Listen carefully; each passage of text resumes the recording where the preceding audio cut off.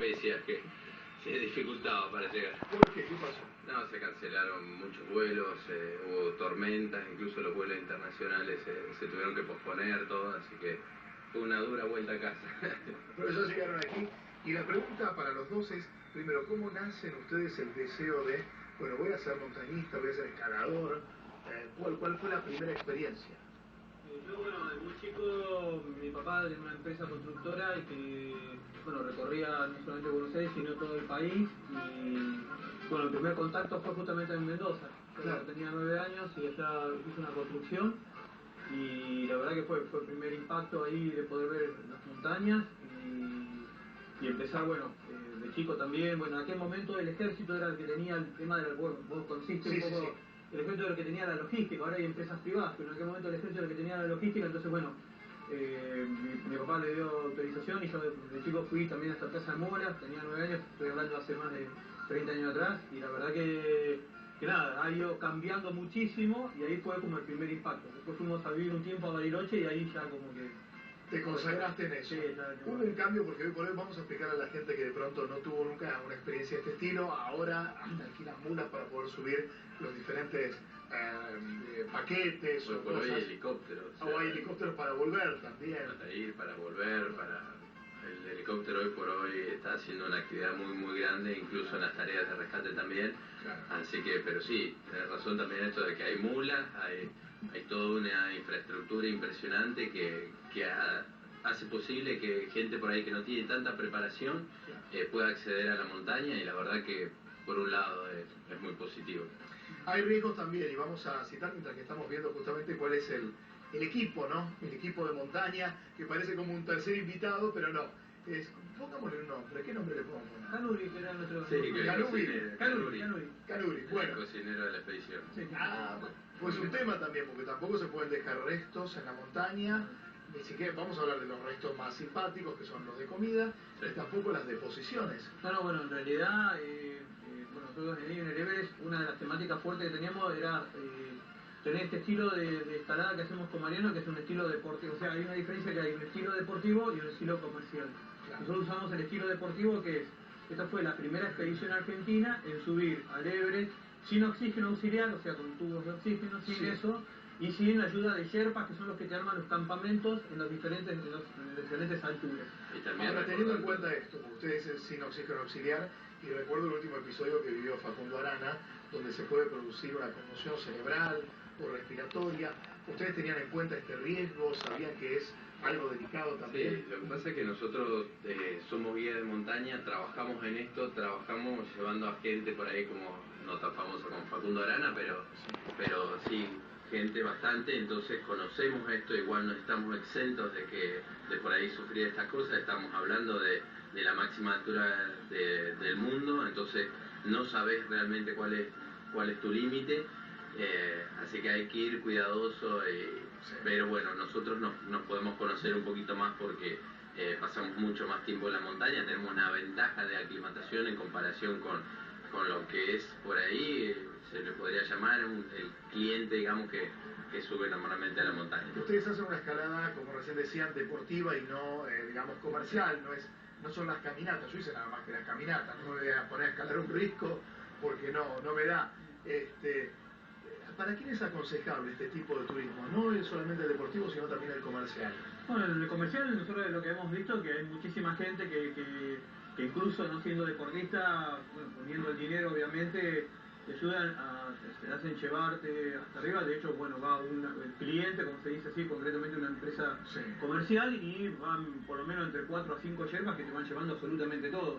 Claro. Te van asistiendo, te preparan la comida, te derriten el agua. Hoy por hoy, con todo lo que vos hablabas, esto de las mulas, el helicóptero, todo hace que la montaña sea muy accesible prácticamente para todo el mundo, ¿no? Obviamente, lo ideal es que te prepares vos un poquito, que vayas al gimnasio, que salgas a correr, como para no sufrirla tanto, porque a pesar de toda la ayuda que tenés, igualmente vas a tener que vos caminarla, claro, ¿no? Y sí, el tema de la falta de oxígeno se suple hoy por hoy con el uso de oxígeno adicional, que por ahí en las imágenes se puede llegar a ver algo, van todos con unas máscaras y una manguera, es medio como una ¿Esta imagen situación dónde media es? rara. Esta foto Eso es toda la parte de Himalaya.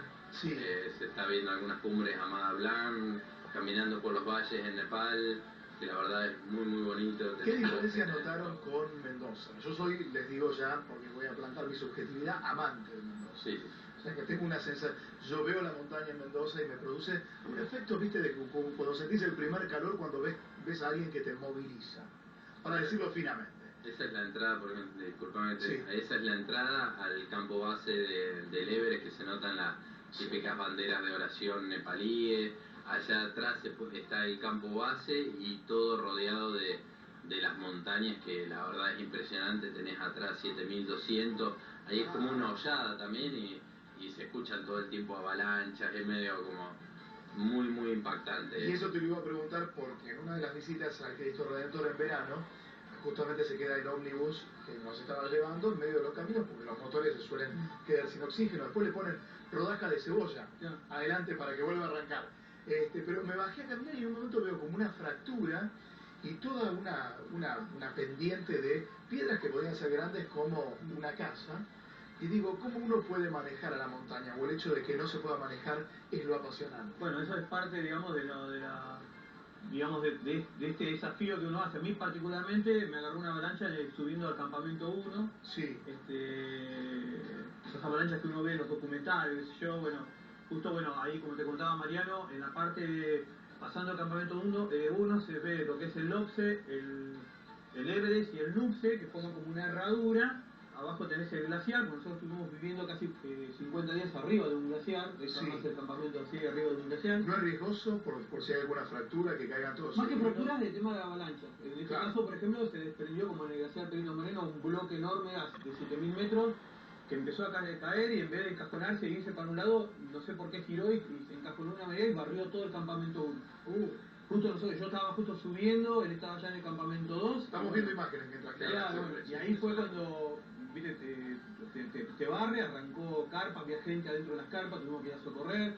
A mí particularmente, como a la gente que estábamos ahí, nos tapó la avalancha, y es, viste, golpear para poder salir y respirar, digamos, ¿no? Porque eso es uno de los temas más complejos. Chicos, ¿cuál es la sensación, y más que física, la sensación espiritual cuando uno está a esa altura casi acariciando con la vista al mundo? ¿Qué les pasa? ¿Por adentro, por el corazón, por la mente? Y es medio unas sensaciones encontradas, porque, o sea, eso, como ves las imágenes, hoy por hoy se puede tener muy buen material videográfico, es imponente. O sea, los colores adquieren tal intensidad, el cielo se empieza a ver con un azul casi negro, como que el hielo llega a tener hasta olor, se siente, son sensaciones muy imponentes. Hay un silencio que te oprime, y después por otro lado también estás en un lugar donde el cuerpo humano le cuesta muchísimo andar, tiene mucho riesgo. Bueno, como ¡Qué lindos hablamos dibujos! antes, ¿Qué es eso? eso es la cascada del Khumbu, el Aiford, que se llama una de las partes más peligrosas que tiene, donde continuamente se producen avalanchas y hay que ir cambiando el camino. Es como un laberinto dentro de bloques de hielo que hay dentro de bloques de hielo gigantes. Y pasás grietas, ahí tenés grietas donde, bueno, los Sherpas, que son los que arman más o menos la ruta, ponen unas escaleras Sí. de aluminio, esas comunes, y bueno, la atan y bueno, la ponen arriba del acero, y vos tenés que pasar por encima de eso. Sí. Y imagínate con peso, como que bueno, cuando llegás al punto medio, como que se hunde, y bueno, hay todo un desafío también de poder ir controlando paso a paso las cosas. Y volviendo a tu pregunta, digo, el tema de esa experiencia es muy fuerte, porque la verdad que uno está solo con esa inmensidad y se siente nada frente a toda esa realidad, pero por otro lado también como incorpora mucho el hecho de cómo llegamos nosotros ahí, que no solamente nosotros fuimos 2 argentinos. Imagínate que son expediciones caras, entonces mucha la colaboración de muchos amigos que nos han dado equipo, que nos han prestado. Bueno, gracias a Dios también tuvimos una colaboración de Gonzalo Rivarola, que es el dueño de Garmin, que nos facilitó parte de la ropa. Y fueron además con un motivo más allá del personal, de la conquista deportiva, también para, desde ese lugar, que es el lugar más alto del mundo, rendir tributo a los caídos, sí. A los caídos en Nosotros Malvinas. justo fuimos en lo que fue las vísperas del 2 de abril, yo estuve participando de los festejos acá en Retiro, llevé la bandera, estuve hablando con algunos excombatientes, y después la intención nuestra, bueno, que en este caso fue un logro deportivo muy fuerte de parte de Mariano, que llegó 19 de mayo a las 11 de la mañana, solamente 2 personas hasta ese momento habían llegado sin oxígeno de casi 500 personas que habían hecho cumbre a lo largo de toda la temporada. Y llevar con la bandera nacional, con este emblema de por Malvinas Argentina, justo anticipando la apertura de los Juegos Olímpicos, que son ahora en Inglaterra, claro. La idea también es eso, hacer un tributo a los caídos de Malvinas y a sus familiares, y por otro lado, como deportistas, hacer un tributo también a los deportistas que nos van a ir a representar allá en Inglaterra. Entonces es como decir, bueno, fue un desafío, fue un trabajo, fue muy duro. ¿Qué comida llevaron? Porque sé que se puede, digamos, llevar cosas enlatadas, pero hay que traer los propios residuos. O sea, ¿qué pudieron comer en cuántos días de expedición? En casi 40 días de expedición, que estuvimos ahí a más de 5.300 metros. Bueno, nosotros contratamos el servicio de un cocinero. Entonces los sherpas, que son los encargados de llevar las cargas ahí, sí. No sé si habrá imágenes, pero llevan cosas, son capaces de cargar cosas increíbles. Tengo fotos de cargando 4 garrafas de la de 10 kilos. Bueno, eso más otro tambucho azul. Bueno, es increíble lo que cargan. Son los encargados, te llevan la comida ahí al campo base. Y bueno, dentro de todo tenés comida típica, todo. Después el tema es en los campamentos de altura ya nos tenemos que cargar nosotros mismos con la comida. Así que ahí se complica, pero bueno, siempre yo lo digo. ¿Comida del lugar? Porque me imagino que han comprado, digamos. Sí, algunos... pero hoy por hoy, viste, Everest ya está muy occidentalizado para soportar a la gran cantidad de turistas que este año han pasado prácticamente unos 400, 500 turistas. Fue un récord y fue uno de los problemas al sortear en la montaña la cantidad de gente que tenías adelante en las cuerdas fijas. Porque recordamos que explícame bien eso porque no entiendo. Hay cuerdas fijas para pasar de pronto de un risco a otro. Claro, o sea, esto se establece, tenés que ir siempre con una seguridad, todo. Sí. Los sherpas, que es gente del pueblo ahí nepalí, sí. Que son unos genios que la verdad facilitan, de otra manera sería pensar casi imposible poder subir esta montaña. Son los que van equipando, ponen las cuerdas, escaleras, todo. Entonces como que van marcando un camino, así, en lo que, como podías ver, es un laberinto de hielo. Generan una brecha para poder subir. Y bueno, entonces claro, toda la gente va conectada a eso, pero calculá que vos tenés 100 personas conectadas en una línea, todos caminando muy despacio, tal cual, te quedás esperando. Y cuando vas sin oxígeno, tenés el problema de que podés sufrir congelaciones, porque recordemos que y sin oxígeno estás teniendo, en la cumbre del Everest tenés 1/3 del oxígeno que tenés a nivel del mar, o sea, y el cuerpo necesita ese oxígeno para calentarse, ¿entendés? Entonces llevaron, digo, para ambientarse en las alturas o no, nada más. La idea era poner al cuerpo en el reto de supervivencia. No, de plantearse un reto, o sea, esto ya estaba, o sea, ya se había probado que había gente que lo había hecho, solamente unas 200 personas en el mundo lo han hecho. ¿Por qué te lo pregunto? Porque, bueno, quienes tuvimos la oportunidad, Ibero Recia sabe muy bien, de visitar el Museo de Alta Montaña en Salta, uno puede ver ahí las momias incaicas, que eran chicos, que no eran los chicos más humildes de las comunidades incas, sino los hijos de los caciques más importantes, de los príncipes, que los decoraban, bueno, le ponían un montón de cosas y los llevaban caminando hasta el volcán Yuyayaco, que si mal no recuerdo tiene 6.900 metros de altura. 6.800. Bastante menos que el Everest, y los chicos ya llegaban semi desmayados. Sí. Les daban un poco de chicha y ahí viene lo cruento de esa época. Los enterraban, digamos, no vivos, pero sí casi con pequeños latidos, aletargados. Sí. No pueden sufrir eso ustedes, digamos que haya un aletargamiento de los latidos del corazón, un desmayo. Ya te digo, todo tiene que ver con el entrenamiento. Por ejemplo, si a una persona de esta gente que se veía ahí en la cumbre le quitas el oxígeno, sí. Pueden pasar media hora y se mueren, se desvanece. Vos, o sea, el problema con el tema de los tubos de oxígeno es que vos estás muy dependiente del oxígeno. Se acabó el oxígeno, ¿qué tiene que hacer? Empezar a descender. Bueno, esos son los grandes problemas que hay, por ejemplo, cuando recién te contaba Mariano, de lo que se tenía que esperar en las cuerdas. Mucha gente no le calculaba la cantidad de oxígeno que necesitaba, pues se necesitaba más o menos entre 8 a 9 botellas.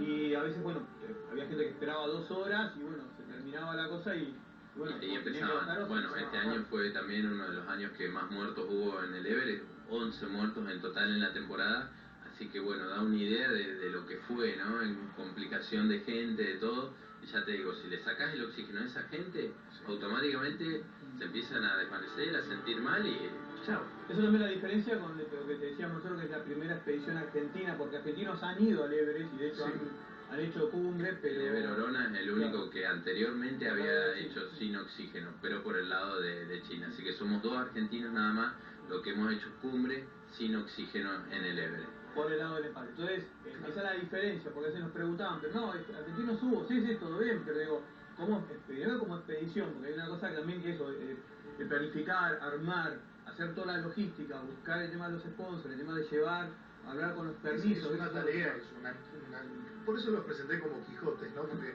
creo que hay tantas vidas que realmente se ponen a trabajar, son artífices de su deseo, y que muchas veces los títulos de los diarios, de las noticias o de los programas pasan por un lado del urgente, ¿no? Olvidando lo importante. Les iba a preguntar, porque yo no tuve oportunidad de ir, por ejemplo, a Calafate todavía, al Perito Moreno, pero sí en Madrid hay una excursión que te dejan como en el medio de un golfo, apagan los motores y dicen, hagan silencio. Y uno ahí se puede ensordecer con el silencio más hermoso que haya escuchado nunca en su vida. ¿Pasa lo mismo en la cima? En la cima el tema es que hay mucho viento, generalmente ahí justamente están las imágenes, tenés la otra gente, ahí vas a ver la gente con las máscaras de oxígeno atrás del amarillo. No. Hablan entre ellos, pero se le entiende muy poco por justamente la máscara esta te quita bastante y se la sacan por momentos nada más, pero hablan un poquito y se la vuelven a poner, o sea, fíjate porque sienten que se ahogan literalmente. Entonces la montaña, justamente Everest no es la montaña más tranquila que pueda haber, ¿sí? El techo del mundo, una de las montañas más comerciales que se encuentran, así que ahí silencio no, pero vas caminando por los valles a 6.300 metros, ya hay uno que se llama el Valle del Silencio, justamente en esta parte, antes de llegar al campo 2, y ahí sí, o sea, vas caminando por un mar blanco, un silencio extraordinario, y sí vas a experimentar eso. Porque se preguntan, ¿y ahora qué? Porque una vez que uno tocó la cumbre del Everest, dice, bueno, ¿y ahora qué? Ahora quiero ser un pájaro, quiero volar. Hay un desafío bien concreto. No me muevas. Que es justamente, bueno, hay un tema así a nivel mundial que, bueno, argentinos no lo han hecho, que es el tema de unir los 3 polos, que es el Everest, el polo sur y el polo norte. Claro. Entonces nuestra intención ahora es tener la posibilidad, bueno, soñamos con poder ir a Antártida, bueno, ahí está el Vinson, que es una de las montañas más alta que tiene Antártida, y después de ahí poder llegar hasta el Polo Sur. Obviamente es una empresa muy fuerte, necesitamos allí concretamente el apoyo de sponsors y obviamente también hacer eco también, si es posible, a través del gobierno, porque te digo, para nosotros es un orgullo, no solamente nosotros estaremos en Argentina, sino también durante el año a veces estaremos afuera y cuando vamos con el emblema nacional o cuando vamos con la bandera argentina o mismo acá, digo, nosotros imagínate que por el presupuesto que manejamos, porque lo tuvimos que cubrir todos nosotros, pues bueno, no hubo eco tanto en empresas privadas ni tampoco del lado público. Bueno, en nuestro campamento era muy precario, es más, había gente que venía a filmar y a sacar fotos porque teníamos una carpa muy parecida al año 53 cuando Hillary fue el primero que subió, digamos. Entonces, más, tenemos una imagen con él que la quisimos recrear, hay un documental de National Geographic que aparece Hillary con Tenzin, que es el Sherpa que estaba con él, donde está lavando la ropa y Hillary está afeitando, bueno, está haciendo lo mismo, o sea, teníamos la carpa igual. Replicaron la escena, digamos. Tal cual. Era muy humilde. Chicos, Mariano principalmente, digo, ¿les cambió la mirada del mundo el tema de estar tan en contacto con la montaña? Digo, a ver, porque quiero explicarme bien y hay veces que las palabras cuesta como desmigajarlas. En la ciudad de Buenos Aires, ustedes lo saben bien porque han pasado muchas veces por acá, aunque ahora radican en Mendoza, uno vive como ensordecido, ¿no? Como que pensar que tu vida termina con solamente cruzar la vereda, como que vivimos apabullados. Sí, eso es lo que hablábamos justamente anoche en una cena, de que la montaña te da eso, te quita todo esta seguridad que vivís en la ciudad, la comunicación, que vos sabés que tenés todo, abrís la canilla, sale agua, todo, levantás un teléfono, mandás mensaje, todo es muy inmediato, estás como acolchado todo el tiempo, ¿no? Y eso a veces te priva de los sentidos, o sea, entonces vas a lugares como estos, tenés experiencias tan intensas, que volvés a decir, pucha, mirá, puedo sentir más cosas, ¿no? Como que todos los colores se hacen un poco más intensos, te tenés que dar maña, te tenés que rebuscar vos y y ese contacto, ese vínculo con la naturaleza, en mi punto ha llegado a ser un poco adictivo, ¿no? Yo me bajo de Aconcagua, voy, busco otra montaña, ya me quiero volver a ir a Nepal ahora a fin de año otra vez, y bueno, ya lo mío raya en otro nivel, pero... O sea, si se quieren comunicar con Mariano Galván, no le manden ni Twitter, ni Facebook, ni más mensaje de texto, señal porque de no humo. lo van a encontrar. Sí, y es eso, y muchas veces la gente se está empezando a volcar, empezamos a ver un crecimiento de la gente hacia la montaña, porque busca eso, salir de esta monotonía por ahí del subte, del tren, y se escapa un fin de semana también, se hace una escapadita a Mendoza, a tener contacto con la naturaleza, con otra cosa, salir de este caparazón que te envuelve la ciudad. Chicos, muchísimas gracias por venir a compartir su experiencia, y brevemente el jueves, ¿dónde dan una charla? El jueves damos una charla en el CABA, que es el Centro Andino de Buenos Aires, a las 20 horas. Están todos invitados. Ahí es uno de los referentes más importantes que hay en Buenos Aires con respecto al, justamente es un club de montaña.